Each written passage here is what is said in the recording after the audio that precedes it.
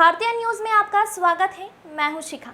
आइए देख लेते हैं आज की खास खबर। खंडवा जिले की सभी तहसील खंडवा, पंदाना, पुनासा, हरसूद व खालवा में भारतीय न्यूज चैनल के लिए तहसील स्तर पर संवाददाता नियुक्त करना है।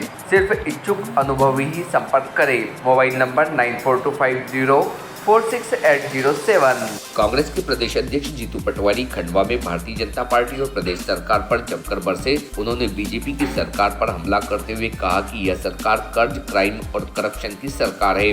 जीतू पटवारी ने सौरभ शर्मा का जिक्र करते हुए कहा कि सौरभ शर्मा की लाल डायरी में किन नेताओं का नाम है, आखिर सरकार उन्हें उजागर क्यों नहीं होने देती। इतना ही नहीं, उन्होंने विजयपुर चुनाव को लेकर भी स्थानीय प्रशासन पर भारतीय जनता पार्टी के लिए काम करने का आरोप लगाया। उन्होंने कहा कि चुनाव के समय कलेक्टर और एसपी भारतीय जनता पार्टी के कार्यालय में बैठकर काम कर रहे थे।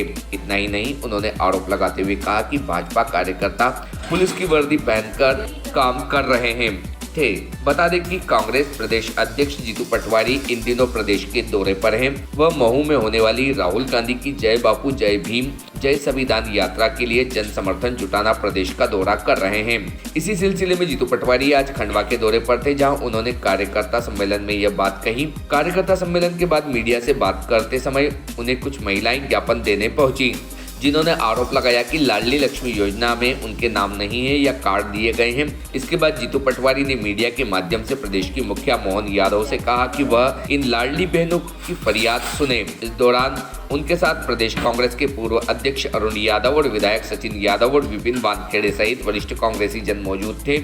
मध्य प्रदेश के महू में आगामी सोमवार को होने वाले कांग्रेस पार्टी के आयोजन को लेकर इन दिनों पूरी प्रदेश कांग्रेस के साथ ही खुद प्रदेश अध्यक्ष जीतू पटवारी लगातार दौरे कर रहे हैं। इसी के चलते मंगलवार को वे प्रदेश के खंडवा जिले के कांग्रेस कार्यकर्ताओं के बीच अपनी सभाएं कर रहे थे। यहाँ जिले की मुख्य सभा जिला कांग्रेस कार्यालय गांधी भवन में संपन्न हुई, जिसमें उन्होंने भाजपा सरकार पर जमकर निशाना साधा। उन्होंने मंच से कहा कि बीजेपी के नेताओं को गूगल पर सर्च करो तो वे भ्रष्टाचार से लेकर अनैतिक कार्य के लिए सुर्खियां बटोर रहे हैं। इसके चलते पता चलता है कि बीजेपी की चाल चरित्र क्या है।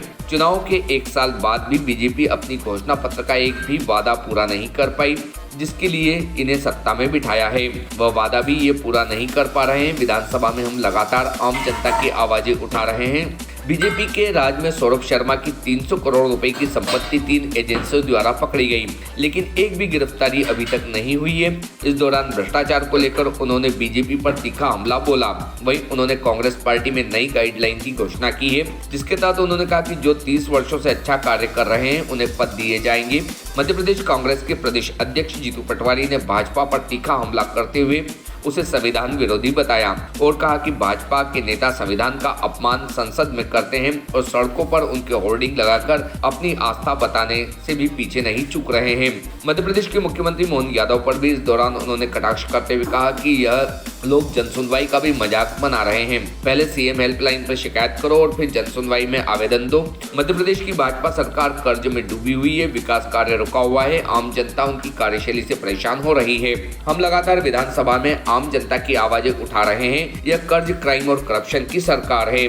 खंडवा पहुंचे जीतू पटवारी ने कहा कि कांग्रेस की जय भीम जय बापू जय संविधान एक वैचारिक लड़ाई है, जिसमें देश में चालू किया जा रहा है और हमारा सौभाग्य है कि उसका अवसर मध्य प्रदेश कांग्रेस को मिला है, जिसमें हमारे राष्ट्रीय नेता महू आ रहे हैं। हमारी लड़ाई एक है बाबा साहब के अपमान की और संविधान बचाने की। उन्होंने कहा कि यदि हम देश के संविधान को नहीं बचा पाए तो उनका अस्तित्व खतरे में पड़ जाएगा। अब की बार 400 पार का नारा ही इसलिए बीजेपी का था कि देश के संविधान को बदलना है।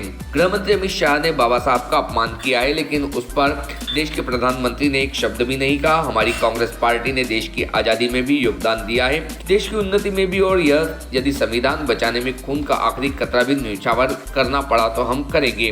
रिपोर्ट टीम भारतीय न्यूज। ये सरकार सिर्फ कर्ज, क्राइम और करप्शन की सरकार है। आप देखो कि कभी इससे पहले तो आपने सुना कि 55 किलो सोना एक इनोवा में जंगल में पड़ा रहा मिला। कभी सुना कि 10 करोड़ रुपए इनोवा में 10 दिन तक पड़े रहे। भगवान राम का ऐसा राज आ गया कि एक आदमी भी इनोवा के पास नहीं पहुंचा। आपने कभी सुना कि 300 करोड़ रुपए की एक सौरभ शर्मा की संपत्ति 3 एजेंसियों ने पकड़ी, उसके बाद भी एक भी गिरफ्तारी नहीं हुई?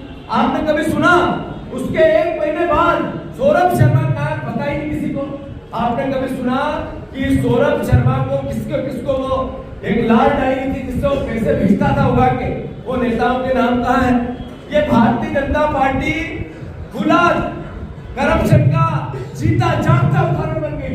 केवल भाजपा या लूट ये एक ही नाम है, दो नाम है ही नहीं। भाजपा या करप्शन एक ही नाम है, दो है ही नहीं। इनकी सोच कैसी? एक चुनाव हुआ अमरवाड़ा का, 19 राउंड तक कांग्रेस जीती और आखिरी 2 राउंड में हार गई, मतलब टेबल पे हार गई। दूसरा चुनाव हुआ विजयपुर का, जो विजयपुर का चुनाव था अराजकता अद्भुत अकल्पनीय, इतनी कि कलेक्टर और एसपी बीजेपी के कार्यालय में बैठ के चुनाव करा रहे। पुलिस की वर्दी में बीजेपी के कार्यकर्ताओं को लगा दिया था, पूरी मशीनरी 50 करोड़ के साथ लग गई। उसके बाद भी कांग्रेस के कार्यकर्ताओं ने 25,000 के हार को जीत में बदल दिया। और जो एक अति उत्साह की बात है वो तो तब है जब बुधनी 20 साल के मुख्यमंत्री शिवराज सिंह चौहान 1,46,000 वोट से कांग्रेस पार्टी पिछला चुनाव हारी। उसके बाद 10,000 वोट एकदम गाड़ी आखिरी में जाके अटक गई। अन्यथा शिवराज जी की लंका को कांग्रेस का कार्यकर्ता एकजुटता से आग लगा देता। आपके गांव, शहर, प्रदेश और देश की चुनिंदा दिलचस्प खबरों को पाने के लिए सब्सक्राइब करें भारतीय न्यूज़ चैनल को और बेल आइकन दबाना ना भूलें। खबरें पसंद आए तो लाइक और शेयर ज़रूर करें।